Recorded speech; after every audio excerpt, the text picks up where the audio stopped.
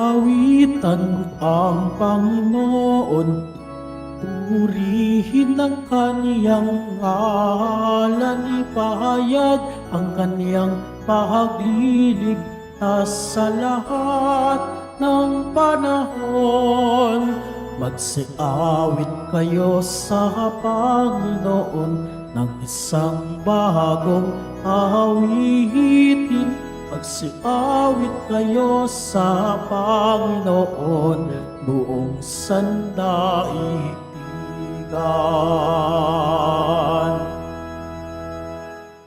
Sa ngalan ng Ama, Anak, at Espiritu Santo. Amen. Sumainyo po ang Panginoon. At sumaiyo rin. Mga kapatid, aminin natin mga kasalanan upang tayo maging marapat gumanap sa banal na pagdiriwang. Naamin ko sa makapangyarihang Diyos at sa inyo mga kapatid na lubha akong nagkasala sa isip, salita, sa gawa at sa aking pagkukulang. Kaya'y sinasamo ko sa mahal na Birheng Maria, sa lahat ng mga anghel at mga banal, at sa inyo mga kapatid na ako'y panalangin sa Panginoong ating Diyos. Kaawaan tayo ng makapangyarihang Diyos, patawarin tayo sa ating mga kasalanan, at patnubayan tayong lahat sa buhay na walang hanggan. Amen.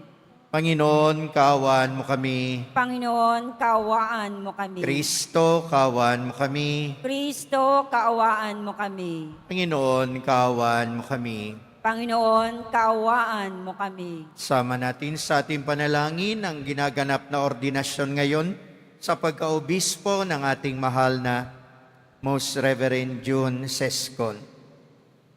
Manalangin tayo.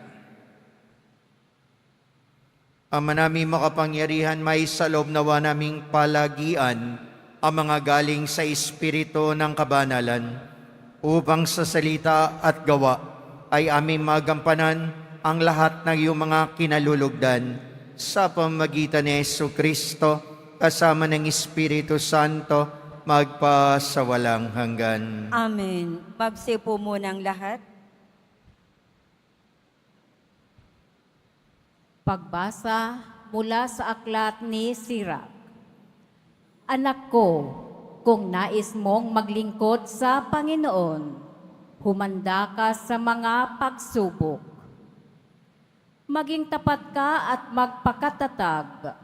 Huwag kang masisiraan ng loob sa panahon ng kasawian. Manalig ka sa Panginoon at huwag kang lalayo sa Kanya kung nais mong tumiwasay habang nabubuhay. Tanggapin ang anumang ipagkaloob niya sa iyo.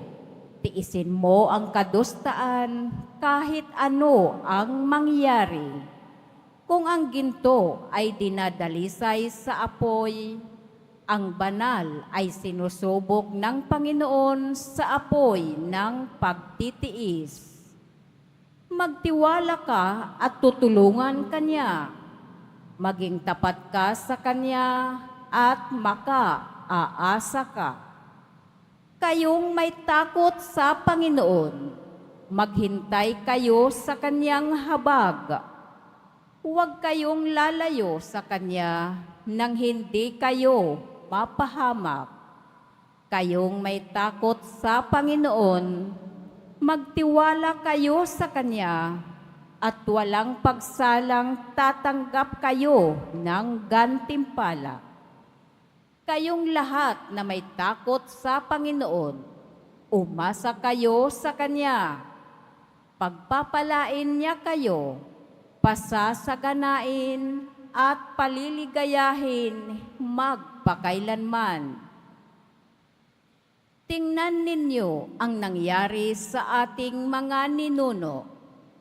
May nagtiwala ba sa Panginoon na nasiphayo?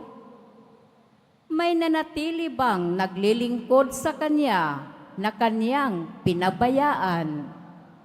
May tumawag ba sa Kanya na hindi Niya dininig? Sapagkat maawain at mapagpatawad ang Panginoon, pinatatawad niya tayo sa ating kasalanan, inililigtas sa kagipitan. Ang salita ng Diyos. Salamat sa Diyos. Sarili sa Diyos ilagak at tutulungan kang ganap. Sarili sa Diyos ilagak at tutulungan kang ganap. Umasa ka sa Diyos ang mabuti gawin at mananahan kang ligtas sa lupain.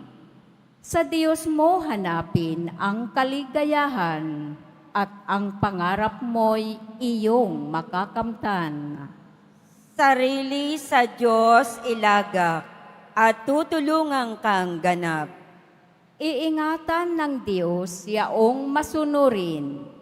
Ang lupang minanay di nababawiin. Kahit na sumapit ang paghihikahos, di mararanasan nila ang magdahop. Sarili sa Diyos ilagak at tutulungan kang ganap. Ang mabuti gawin, masamay itakwil, at mananahan kang lagi sa lupain. Pagkat yaong bayang wasto ang gawain, ay mahal ng poon, hindi itatakwil. Sila'y iingatan magpakailanman, ngunit ang masama ay ihihiwalay. Sarili sa Diyos ilagak at tutulungan kang ganap. Ililigtas ng Diyos ang mga matuwid. Iingatan sila pag naliligalig. Ililigtas sila kanyang tutulungan. Laban sa masama, ipagsasanggalang, sapagkat sa poon nangungubling tunay. Sarili sa Diyos ilagak at tutulungan kang ganap. Magsitayo po ang lahat.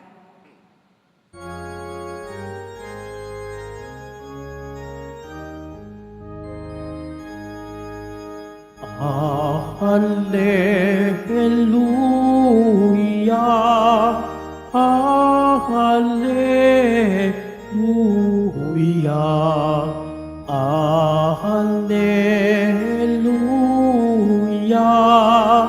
Hallelujah.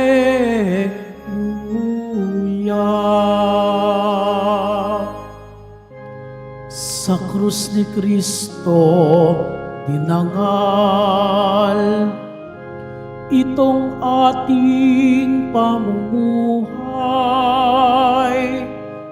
na para sa Kanya lamang. Hallelujah,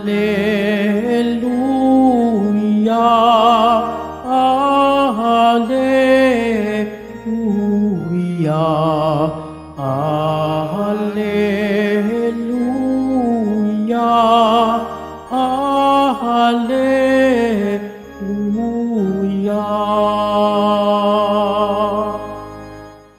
Sumayin niyo po ang Panginoon. At sumaiyo rin. Ang pagbasa sa mabuting balita ng Panginoon ayon kay San Marcos. Papuri sa iyo, Panginoon. Noong panahon na iyon, sina Jesus at ang kanyang mga alagad ay nagdaan ng Galilea. Ayaw ni Jesus na malaman ito ng mga tao sapagkat tinuturuan niya ang kanyang mga alagad. Sinabi niya, ang anak ng tao ay pagkakanulo at papatayin, ngunit muling mabubuhay sa ikatlong araw. Hindi nila naunawaan ang sinabi niya, ngunit natatakot naman silang magtanong sa kanya. At dumating sila sa Capernaum. Nang sila'y nasa bahay na, tinanong ni Jesus ang kanyang mga alagad, ano bang pinagtatalunan ninyo sa daan? Hindi sila kumibo, sapagkat ang pinagtatalunan nila ay kung sino sa kanila ang pinakadakila. Naupo si Jesus at tinawag ang 12 at sinabi, ang sino mang nagnanais na maging una ay dapat maging huli sa lahat at maglingkod sa lahat. tinawag niya ang isang maliit na bata at pinatayo sa harapan nila. Pagkatapos, tinalong niya ito at sinabi, "Ang sino mang tumanggap sa isang maliit na batang tulad nito, alang-alang sa akin, ay tumatanggap sa akin. At ang sino mang tumatanggap sa akin, hindi ako ang kanyang tinatanggap, kundi ang nagsugo sa akin." Ang mabuting balita ng ating Panginoon. Pinupuri ka namin, Panginoong Heso Kristo. Magsiupo munang lahat. Ada umaga po sa inyong lahat, kaya din sa lahat ng nanonood sa atin sa social media platform. Hindi po madaling maglingkod.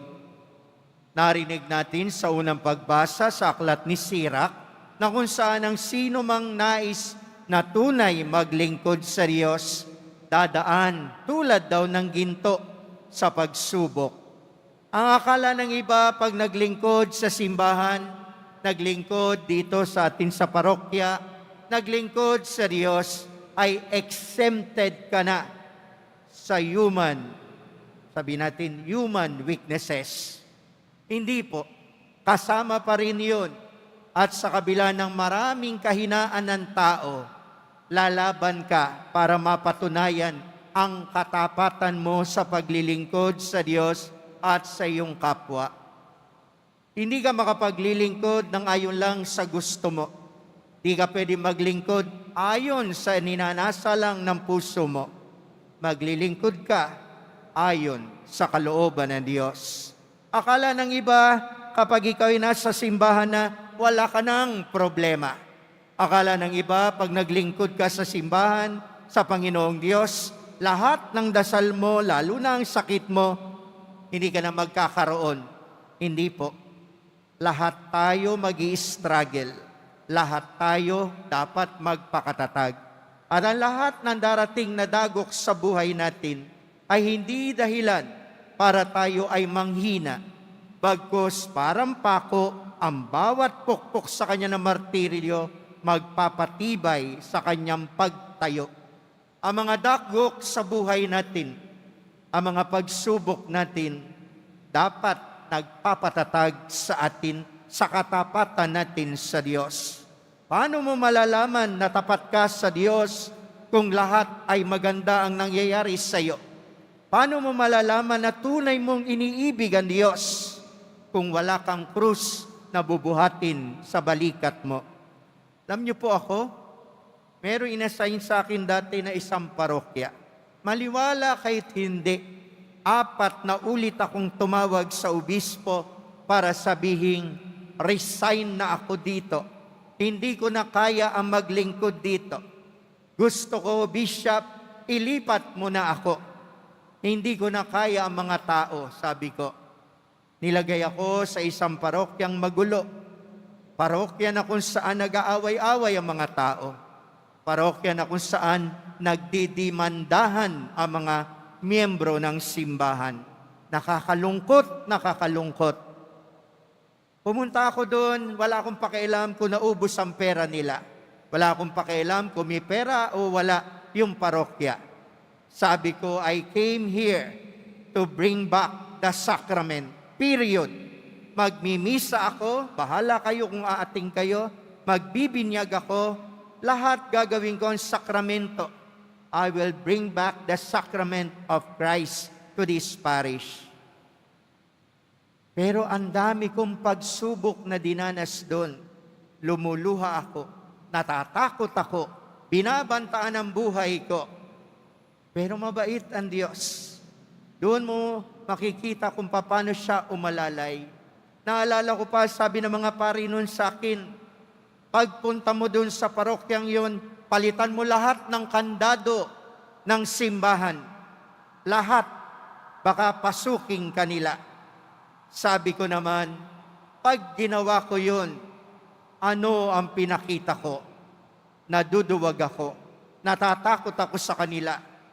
Hindi ko papalitan ng kandado. Bahala ang Diyos sa akin. Tanggalin mo ang mga tauhan mo. Palitan mo sila lahat ng bago. Hindi ko gagawin yon. Nagre-rebelde na nga sila. Nagagalit na nga sila. Pag ginawa ko yon, ano lalo ang mangyayari? Lalo silang magagalit. Lumabang ka na, sabi ng kasama kong bata no na diakono. Lumabang ka na, Father. Pakita mo ng tagatundo ka. Pakita mo kung gaano ka katapang. Ano sagot ko? Hindi. Yun ang hinihintay nila. Lumaban ako ng ganon. May dahilan sila. Lahat yun nagawa ko hindi sa sariling kaisipan ko. Lagi akong tumatawag sa Diyos. Inaamin ko yun. Lagi akong umiiyak sa Kanya. Lagi kong tinatawag ang mahal na ina. Lagi ako nagro-rosaryo. Kung talagang gusto mo ako rito, kung talagang lingkod mo ako dito, tulungan mo ako. Hindi ako malakas. Hindi ako banal. Makasalanan din ako. Kailangan ko ikaw. Ikaw at ikaw. Dinanas ko yun. Dinanas ko na napakahirap na parokya. Nadanas ko. Sa awa ng Diyos, ngayon may bago na silang pura. Maayos na ang simbahan.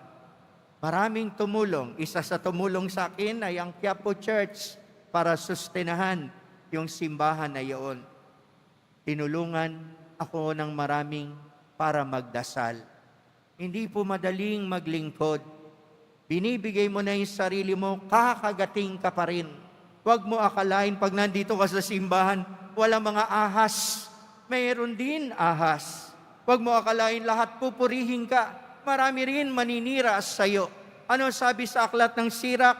Magpakatatag kayo. Kayo'y susubukin tulad ng ginto nang makita ang katapatan natin. Kaya ang pagsubok, pag naglilingkod ka, maraming pagsubok, sabihin mo, Amen. Salamat sa Diyos. Dahil kung ika'y naglilingkod at walang hirap, hindi ka naglilingkod. Pag ika'y naglilingkod na walang krus, madali ang lahat para sa iyo. Baka hindi si Kristo ang sinusundan mo. Ang sinundan natin na maglingkod, nagpakababa. Kaya ano sabi niya sa Ebanghelyo? Sino man sa inyo ang gustong mauna, maging dakila, maging sikat. Ano sabi niya? Magpakababa tulad ng bata at maglingkod sa lahat, maging huli sa lahat ng bagay. Unahin ang Diyos at ang kapwa. Kaya what is greatness? Ano ba ang maging magaling sa mata ng Diyos? Ang maging magaling ay yaong maglingkod ka sa Kanya ng buong kababaang loob.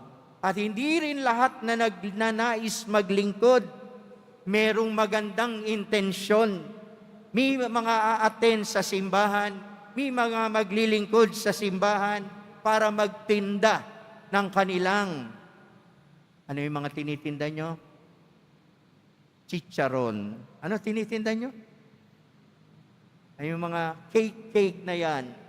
May mga taong gagamitin ang simbahan. Yung iba gagamitin ang paglilingkod niya para sa politika. Gagamitin niya para makilala siya. At nang gayon masabi, marapat siya. Ano ulitan sabi ng Diyos? Ang paglilingkod, buong kababaang loob. Ngayon, inoordinahan ang ating mahal na kura, si Father June Sescon. Isa sa nandoon para mag-consecrate ay si Bishop Roberto Santos.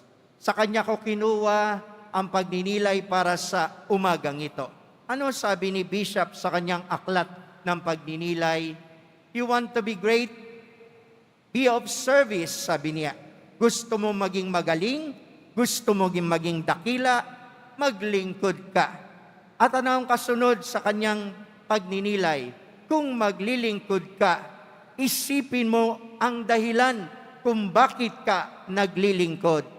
At kung ika'y naglilingkod talaga sa Diyos, maging bukas ka sa mga kapwa mo tao. Kaya tatlo yung kanyang punto. Una, to be of service. Second, purify your intention. And the third, be open to others. Ganon dapat daw ang paglilingkod natin. Bukas tayo sa lahat. At alamin natin, bakit ka miyembro ng isang organisasyon sa simbahan?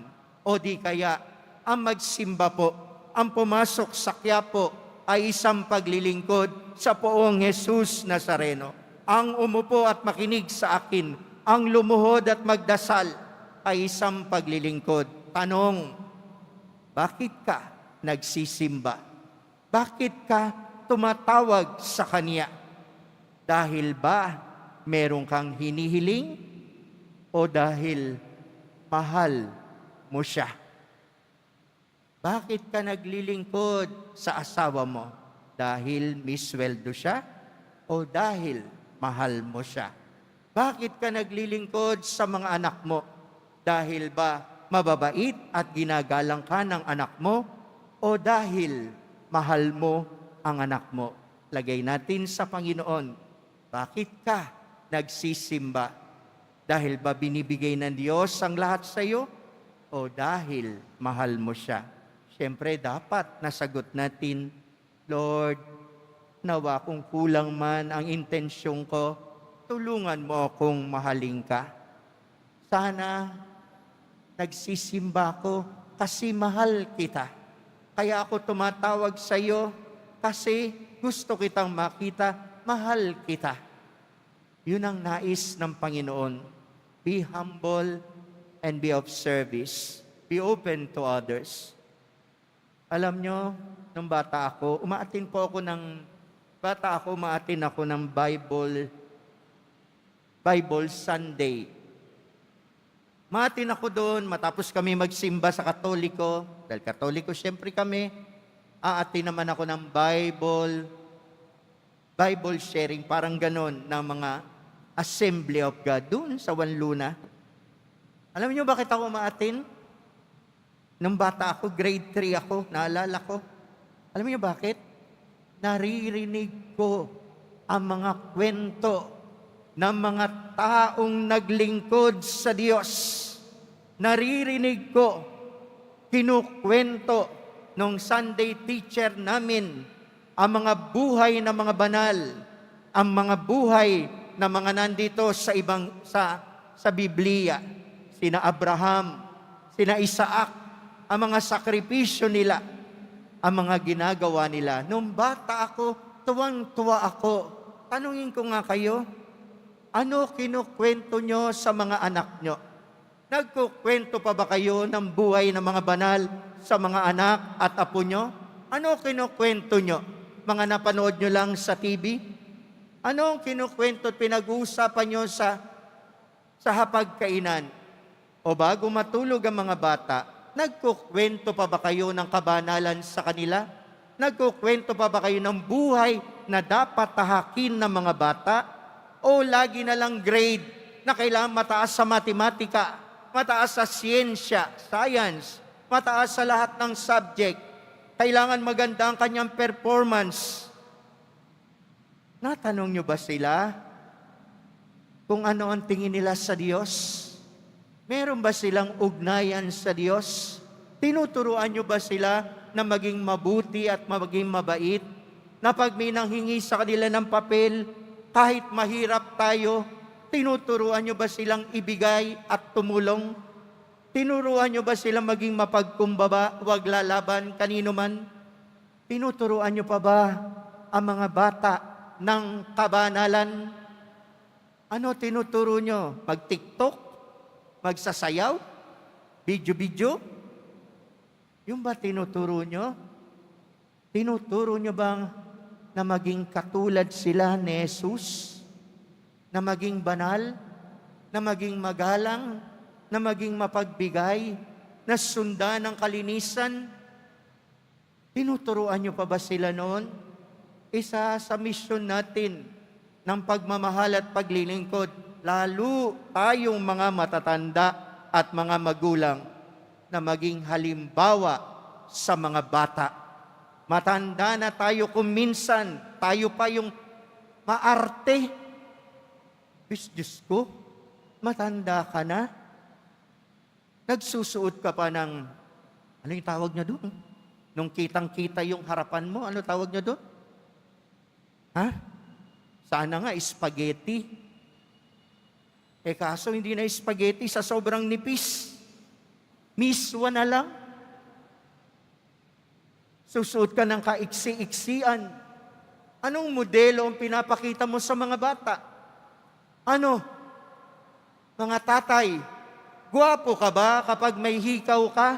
Nadagdagan ba ang gandang lalaki mo? Ha? Ano pinapakita nyo? Ano pinapakita natin? Paano natin tinuturuan sila para maging malapit sa Diyos? Tatay, bakit mo pinagsisindi ng sigarilyo ang anak mo? Tapos sasabihin mo ayaw mo siyang may bisyo. Sino nagturo? Hindi ba ikaw? Nagpapasindi ka ng sigarilyo? Tatay, lolo, tiyuhin, papabili ka ng emperador, emperaning. Sino tinuturuan mo? Ano ang tinuturo mo? Ha? Sana sa ating pagninilay, marami tayong pagkakamali at pagkukulang. Hindi tayo tunay kung minsan naglilingkod sa Diyos. Hindi tayo. Kasi hindi natin nilalapit ang mga bata sa Diyos. Kailangan natin silang ilapit. Mga magulang, mahalin niyo ang inyong anak. Pagmamahal na dadalin sila sa kabanalan ng buhay. Kalinisan, kaamuan, at pagsunod sa kalooban ng Diyos. Mga magulang, mga lolo, lola, huwag kang tatanda ng sumusungit. Huwag mong baunan ng galit ang mga apo at anak mo. Huwag kang laging nakasigaw, nakabulyaw. Ano nangyayari sa bata? Nagre-rebelde ang kalooban. Marami pa silang hindi alam. Huwag nating lasunin. Turuan natin silang lumapit sa Diyos. Alam nyo, malaki utang natin na loob sa mga OFW natin. Ang mga simbahan sa Europa na pupuno dahil sa kanila. Yung mga bata, lalo na yung mga nani, yung mga yaya na nag-a-abroad, ay salamat po sa inyo. Kasi kayo yung nagtuturo. Biro nyo sa ibang lahi na makilala ang Diyos. Kaya yung mga bata minsan sa ibang bansa, ibang lahi, alam yung mga kwento ng mga banal. Kasi ano ginagawa ng mga yaya natin dito sa Pilipinas na pumunta sa abroad? Bago matulog, kinukwentuhan. Hindi ng comics, hindi ng Darna. Ano kinukwento? Yung buhay ng mga banal. Kaninong kwento yan na narinig nyo ngayon sa akin? Galing kay Bishop Ruperto Santos na naasahin sa Roma. Na minsan, kinuwento niya isang madre daw ang nagsabi sa kanya. Nagtitinda doon ng mga book sa bookstore. Pumasok daw ang isang Italyana. And that Italiana looking for saint books o buhay ng mga santo. Bakit? Tinanong ng madre, bakit po mga buhay ng santo? Kasi yung yaya ng mga anak ko, nagbakasyon, I think sa Mindoro, nagbakasyon. Yung mga anak ko, bago matulog, kinukulit ako magkwento. Kinuwentuhan ko sila na napapanood ko sa TV. Ayaw ng mga bata. Nung tinanong ko yung mga anak ko, ano gusto nyong kwento, mga anak? Ano sagot ng mga Italianong bata? Mami, yung life ni Saint Francis. Mami, yung life ni Saint Elizabeth. Mami, yung life ni Saint Clare. Nagulat siya.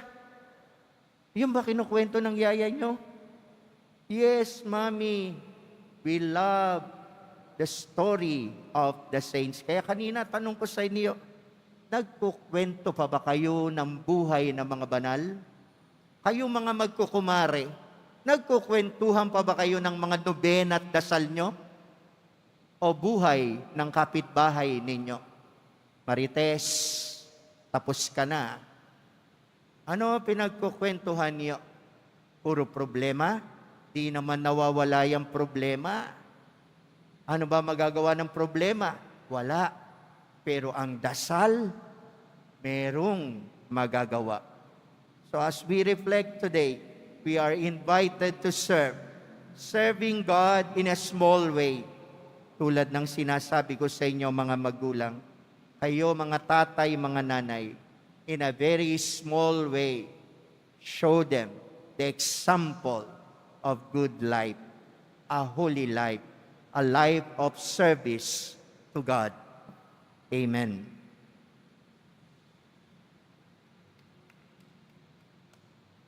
Magsitayo po ang lahat.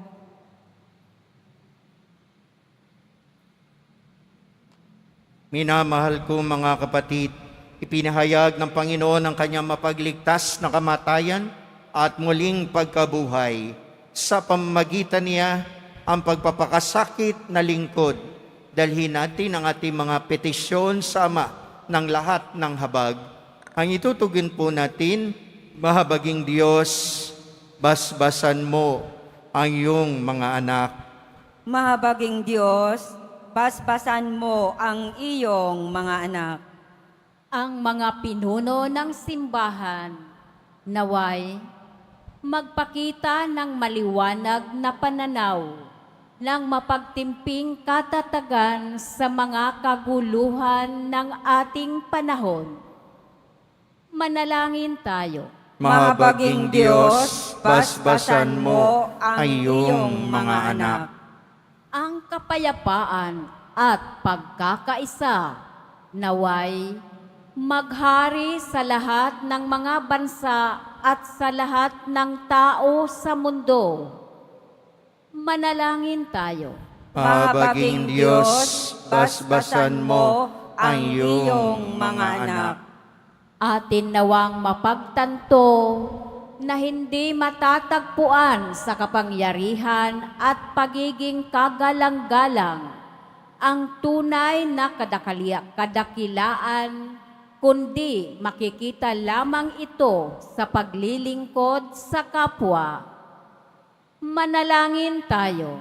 Mahabaging Diyos, basbasan mo ang iyong mga anak. Ang may sakit, naway maiugat ang kanilang pagdurusa sa mga paghihirap ni Jesus sa krus. Manalangin tayo. Mahabaging Diyos, basbasan mo ang iyong mga anak. Ang mga nauna na sa ating mga yumao, naway tumanggap ng kapatawaran sa kanilang mga kasalanan. Manalangin tayo.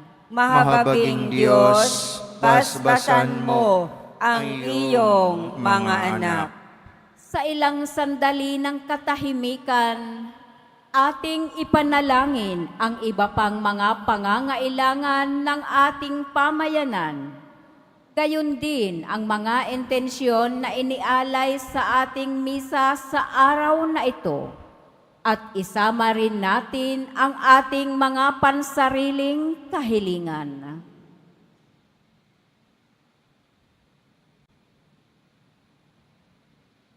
Manalangin tayo. Mahabaging Diyos, basbasan mo ang iyong mga anak. Makalangit na Ama, bigyan mo kami ng katapangan upang tanggapin ang mga paghihirap na dumaraan sa aming buhay. Akayin mo kami sa kaganapan ng kaligayahan sa iyong presensya. Inihiling namin ito sa pamamagitan ni Kristong aming Panginoon. Amen. Magsiupo muna ang lahat.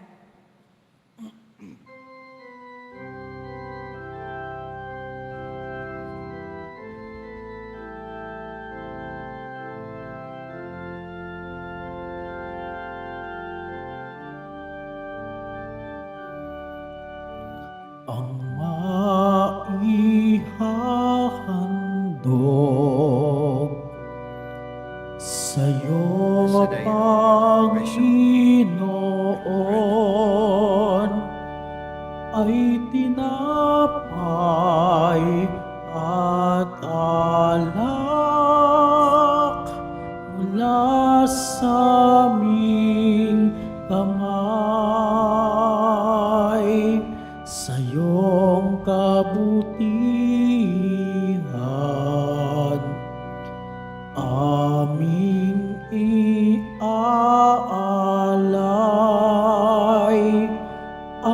tinapay at alak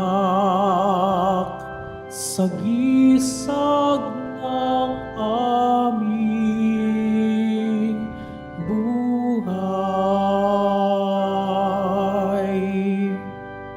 Magsitayo po ang lahat.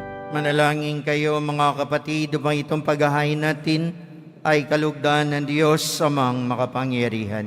Tanggapin nawa ng Panginoon itong paghahain sa iyong mga kamay, sa kapurihan niya at karangalan, sa ating kapakinabangan at sa buong sambayanan niyang banal. Ama namin lumikha, sa pagganap namin ng banal na pagdiriwang upang ikay ngayong aming paglingkuran, inihiling naming naway mapakinabangan ang aming inihahain sa iyong karangalan sa pamamagitan ni Jesucristo kasama ng Espiritu Santo magpa sa walang hanggan. Amen.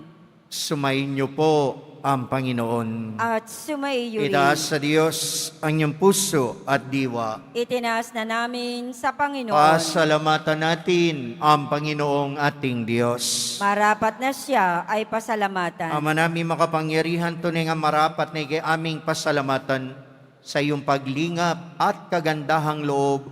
Ang tao'y nilikha mo't pinangangasiwa sa sansinukob.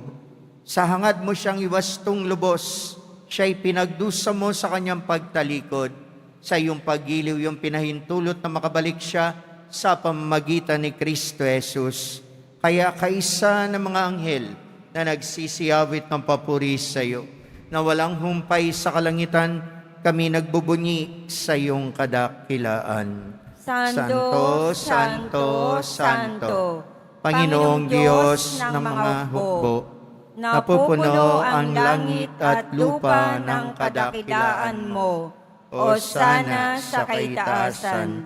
Pinagpala ang naparirito sa ngalan ng Panginoon. Hosana sa kaitaasan. Magsilud po ang lahat. Ama naming banal, ikaw ang bukal ng tanang kabanalan, kaya't sa pamagitan na iyong Espiritu gayong banal, ang mga kaloob na ito, pampara sa amin ay maging katawan at dugo ng aming Panginoong Jesucristo. Bago niya pinagtiis ang kusang loob maging handog, nawa kaniya ang tinapay, pinasalamatan kaniya, pinaghati-hati niya yon, iniabot sa kanyang mga alagad at sinabi, tanggapin ninyong lahat ito at kanin. Ito ang aking katawan na ihahandog para sa inyo.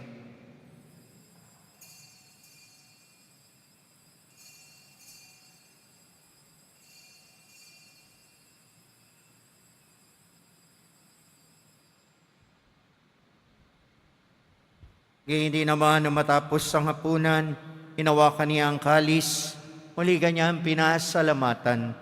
Iniabot niyang kalis sa kanyang mga alagad at sinabi, tanggapin ninyong lahat ito at inumin. Ito ang kalis ng aking dugo, ng bago at walang hanggang tipan. Aking dugo na ibubuhos para sa inyo at para sa lahat. Sa igapagpapatawad ng mga kasalanan, gawin ninyo ito sa pag-alaala sa akin.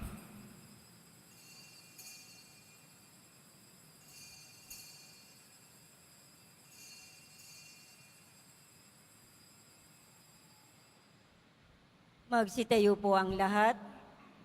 Pagbunyi natin ang misteryo ng pananampalataya. Si Kristo'y namatay, si Kristo'y nabuhay, si Kristo'y babalik sa wakas ng panahon. Ama, ginagawa namin ngayon ang pag-alala sa pagkamatay at muling pagkabuhay na iyong anak. Kay dinalay namin sa iyong tinapay na nagbibigay buhay, parang kalis na nagkakaloob ng kaligtasan. Kami nagpapasalamat dahil kami minarapat na tumayo sa harap mo para maglingkod sa iyo. Sinasamo namin kami magsasalo-salo sa katawan at dugo ni Kristo ay mabuklod sa pagkakaisa sa pamamagitan ng Espiritu Santo. Ama, lingapin mo yung simbahang laganap sa buong daigdig. Puspusin mo kami sa pag-ibig kaysa ni Francisco naming Papa at ni Jose naming Obispo Tanang Kaparian. Alalahanin mo rin ang mga kapatid naming nahimlay na may pag-asang sila'y muling mabubuhay. Gayon din ang lahat ng mga pumanaw. Kawan mo sila't patuloyin sa iyong kaliwanagan. Kawan pagindapating kaming lahat na makasalo sa iyong buhay na walang wakas. Kaysa na mahal na Birheng Maria, Ina ng Diyos, ng kabiyak niyang puso na si San Jose, kaysa ng mga apostol ni San Juan Bautista at lahat ng mga banal na namuhay dito sa daigdig ng kalugod-lugod sa iyo. May pagdiwang nawa namin ang pagpupuri sa ikararangal mo sa pamamagitan ng iyong anak na aming Panginoong Yesu Kristo. Sa pamamagitan ni Kristo kasama niya at sa Kanya, lahat ng parangal at papuri ay sa iyo.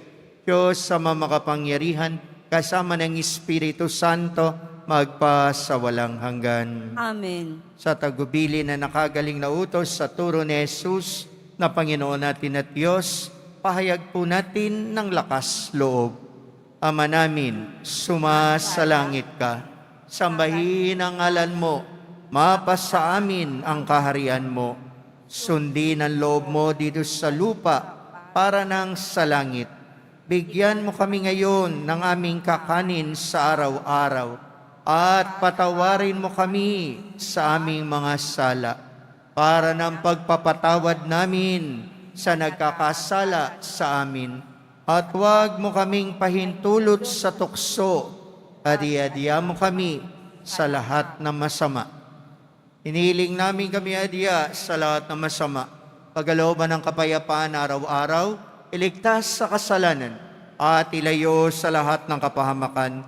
Samantalang aming pinananabikan ng dakilang araw ng pagpapahayag ng tagapagligtas naming si Yesu Kristo.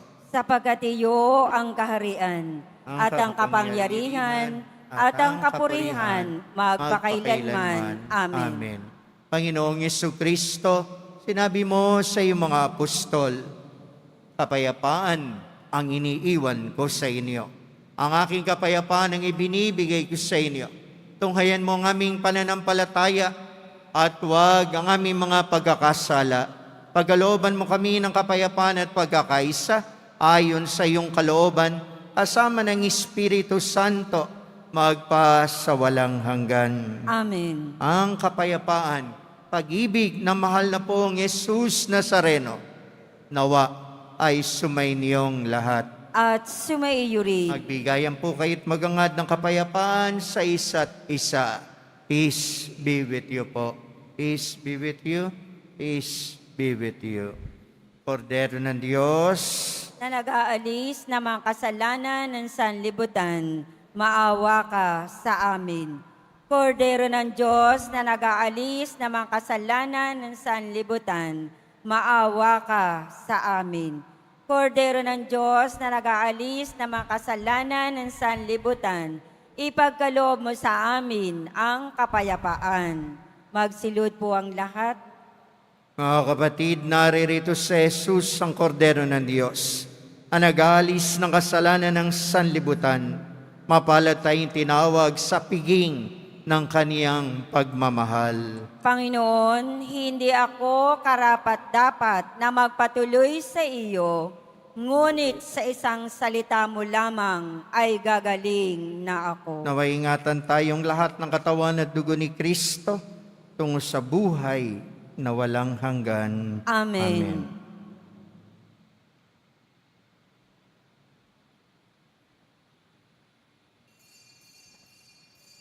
Para sa lahat ng tatanggap ng banal na komunyon, sasagot po tayo ng amen. Pagkasabi ng pari o ng lay minister ng katawan ni Kristo at isubo agad sa bibig bago mali sa harapan ng pari o lay minister. Sumunod po tayo.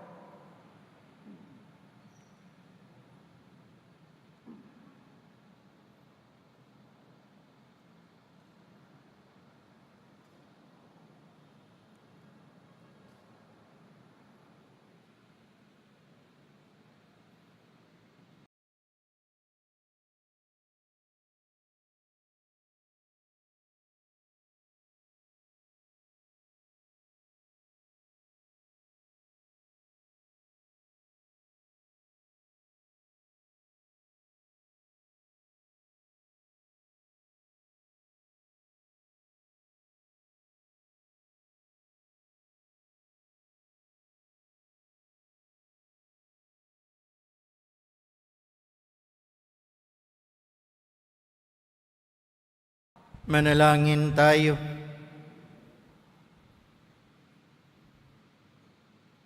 Ama naming mapagmahal, ipagkaloob mong aming mapakinabangan ang dulot na kaligtasan ng aming pinagsaluhan bilang sangla na iyong tiyak na pagsagip sa tanan sa pamamagitan ni Jesucristo kasama ng Espiritu Santo magpasawalang hanggan. Amen. Pagbabasbas, sumainyo po ang Panginoon. At sumaiyo rin. Mahal na pong Jesus Nazareno, inihayag mo sa pamamagitan ng krus ang walang maliw na pag-ibig ng Diyos sa sangkatauhan. Pakinggan mo ang kahilingan, lalo na para sa mga nangangailangan ng iyong tulong at awa. Makamtanawan namin ang iyong kasagutan na may utang na loob na tinatanaw.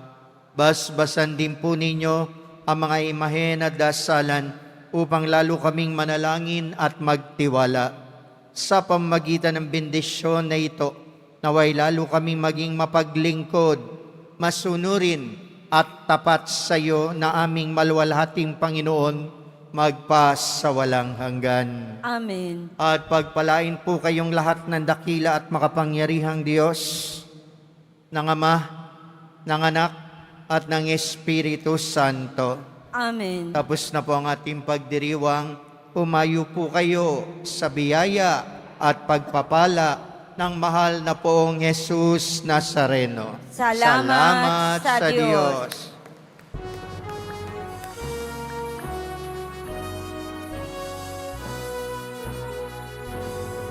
Cristo Padre Jesus Nazareno, sinasamba ka namin, pinipintuho ka namin, aral mong aming buhay at kaligtasan. Cristo Padre Jesus Nazareno, iligtas mo kami sa kasalanan. Ang krus mong kinamatayan ay sagisag ng aming kaligtasan. Nuestro Padre Jesus Nazareno, dinarangal ka namin. Nuestro Padre Jesus Nazareno, nilulwalhati ka namin. Nuestro Padre Jesus Nazareno, dinarangal ka namin. Nuestro Padre Jesus Nazareno, niluwalhati ka namin.